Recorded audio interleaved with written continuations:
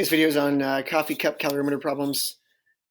First page of your thermochemistry notes. So coffee cup calorimeter is just what it sounds like. It's a coffee cup. Okay, it's actually two coffee cups nested inside. You could maybe do more than that. Styrofoam cups, just because they're pretty good insulators. Not much heat goes into them or out of them. So we can measure temperature changes of things happening inside here, whether it's a reaction or maybe I put some water in and add something to it like a piece of metal and see how much the water changes. So we can figure out how much heat goes into the water or out of the water, either in a reaction or something like that. So a lot of times we'll do this. You'll do a reaction with this at some point in time. Put that over the top. Got a hole in it. We can put a thermometer in there. Okay, maybe have a stir bar in there, but you can measure the temperature of the water and see what happens to it before and after either a reaction or just like adding a piece of metal in there. So this first one here, we're putting 1 gram of sodium chlorate is added to 50 grams of water in a coffee cup calorimeter. Solid dissolves according to the equation. So you have this sodium chlorate is dissolving, so which means it's probably an endothermic or exothermic process. Either the water is going to get warmer or colder. Temperature of the water drops from 24.67 to 23.74. So the water temperature got colder. That means that heat is leaving the water. Okay, so this is a little bit confusing here. That means heat's going out of the water. The water temperature went down. Heat's going out of the water into that salt as it dissolves. That means it's exothermic for the water. Water is getting colder. It's exothermic. It's giving off heat. Endothermic for this process. Heat is going into that. So we can say that the negative Q, or negative heat, the heat lost by the water, equals the heat gained by the sodium chlorate as it dissolves. So a lot of things as they dissolve will be endothermic or exothermic. So exothermic for the water, endothermic for the sodium chlorate as it dissolves. Or sometimes we'll say the negative Q of the water equals positive Q of the reaction. First one, figure out Q for the water in the calorimeter. Q for the water in the calorimeter. So if I want to do that, the Q of the water, the MC delta T, the mass of the water is 50 grams. Sometimes they will give you a specific heat of the solution, the water and that together. Most times it's almost exactly the same as water. So we'll go there times water specific heat, 4.18. Remember, that's joules per gram per degree Celsius. It's the amount of joules it takes to raise the temperature of 1 gram of water 1 degree Celsius. We've got 50 grams of water here. And our change in temperature, final minus initial. Final minus initial. I don't have that on here, but whatever 23.74 minus 24.67 is, would be our change in temperature. And that's going to be a negative value, so our Q is going to be negative here. So that Q ends up being about negative 194 joules. That means that's why the water is giving off 194 joules of energy as it cools down, as the substance dissolves. Next one, what's Q for the reaction system? The Q for the sodium chlorate. So the Q of the reaction then, well, would be positive 194 joules. Water's giving off 194. The reaction, or the NaClO3, is gaining 194 joules as it dissolves. Not too terribly tough. Next part of that question says, suppose 30 grams of water were used instead of 50 grams in that problem. Would the temperature change of the water be more or less than before? So if they added the same amount, just 1 gram of this, to 30 grams of water instead of 50 grams of water.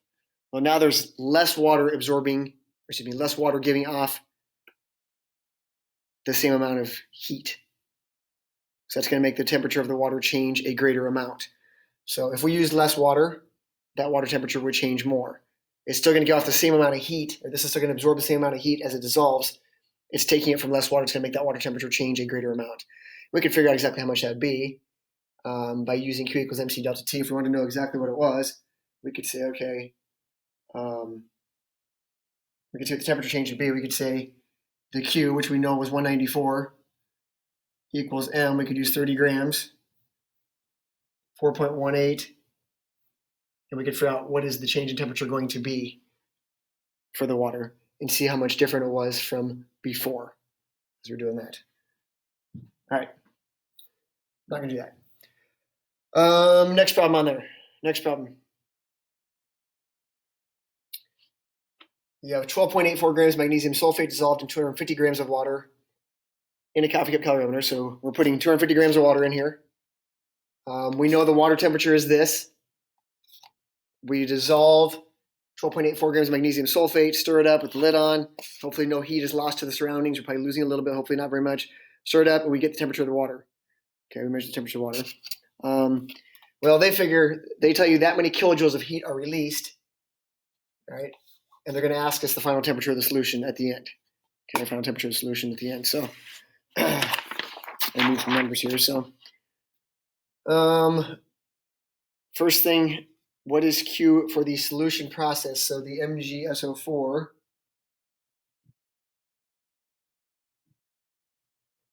we have MgSO4 as a solid turning into Mg plus 2 plus SO4 negative 2 as it's put in 250 grams of water. Well, it says 9.74 kilojoules of heat are evolved or released. Okay, that much heat is released. So that means the Q of solution or the Q of the reaction as the magnesium sulfate dissolves would be negative 9.745 kilojoules. That much heat is given off as we dissolve 12.84 grams of magnesium sulfate. If we did more grams of sulfate, magnesium sulfate, this would be a higher number. All right, Q for the water, that means the Q of the water would be a positive 9.745 kilojoules. The water is gaining that heat. So the water temperature is going to go up. Okay, the magnesium sulfate, as it dissolves, is giving off heat. It's giving it to the water. The water temperature is going to go up. And it wants to know what is the final temperature of the water here. The final temperature of the water. So now we can do a little Q equals MC delta T.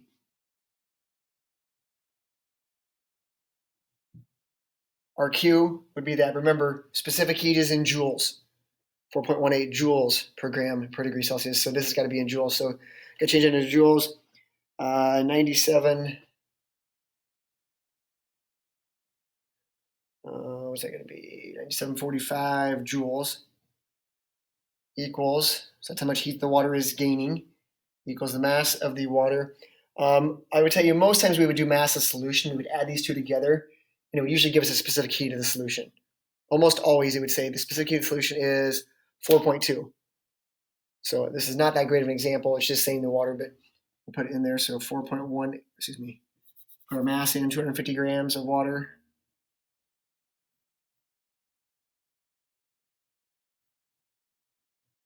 .18. So right here we can do a couple things. I typically just put in a delta T. And then I know the water temperature is going up because it's gaining heat. So I can just put in a delta T, solve for it, figure out what the change in temperature is, and add it onto that. Okay, or I can put in T final minus 23.76 and solve for T final. That takes a little more algebra. Okay, in this case, I would multiply these, divide them over, and then add that number to that side. Okay, if you just put in delta T, then you have to know, do I add or subtract to that number? You have to know that the water's gaining that heat, so the water temperature is going to go up. Okay, I'm not going to go through the algebra here. Hopefully you guys can do the algebra. But I would not distribute this right away. I would just take this number, divided by this product, and then add the 23.76. I got a final temperature there of about 30.1 degrees Celsius. So the water went up from 23.76 to 30.1 degrees Celsius as we dissolved that much magnesium sulfate. All right, one more problem. Pretty common one here. You got 250 grams of aluminum at 100 degrees Celsius added to 75 milliliters of water at 25. What will be the final temperature of the water? So think about this for a minute. We put 75 milliliters of water in here at 25 degrees Celsius. We're going to add a really hot piece of aluminum. At 100 degrees Celsius. And they will reach the same temperature. The aluminum is giving off heat. So it's going to cool down, and the water is going to gain heat. Remember, water has a much higher specific heat. It takes a lot of heat to make its temperature change a little bit. Aluminum has a pretty low specific heat in comparison to water. Okay, it will give off quite a bit of heat as it changes temperature. So the aluminum is going to change temperature quite a bit more than the water. Our temperature is going to be closer to 25 than it is 100 degrees. Plus we have 3 times more water because it's 75 grams of water compared to 25 grams of aluminum. So there's more water that's absorbing that heat. So I know the water's going to go up, aluminum is going to go down. So we know here then that the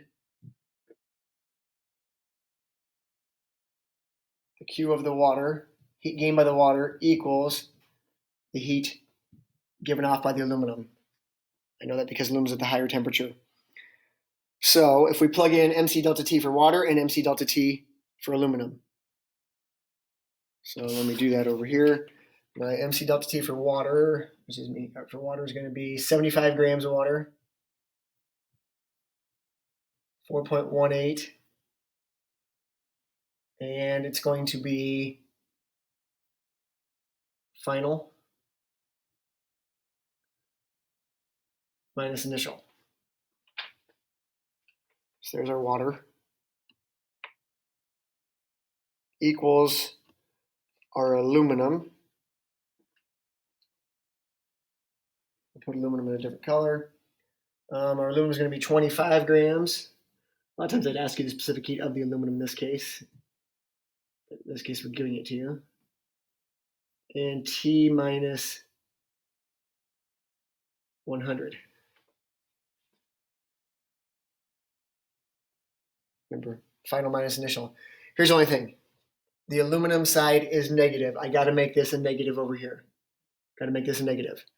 Now, if you don't want to deal with that negative, the thing you can do, you can flip this and make it 100 minus T and get rid of the negative, if your brain understands that. All right. In this case, you do have to do some distributing. I got to multiply this times T, and this times negative 25. Negative 25 times 0.899 times T, negative 25 times 0.899 times 100. Okay, again, they're going to have the same final temperatures, so we can do that. I will show you what I have for math here. I have 313.5 T. This side I have 313.5 T minus 7837 equals negative 22.5 T plus 2247.5. So that's my distributing through both of those. Combine like terms. So combine my T terms and my non-T terms. I got 10085 equals 335.98 T. So divide by both sides by 335.98. I got a final temperature of about 30 degrees Celsius. So if we think about that just a little bit here, that means that the water went the aluminum went down 70 degrees and the water only went up 5 degrees. Remember, there was 3 times more water, has a much higher specific heat. Have a good afternoon.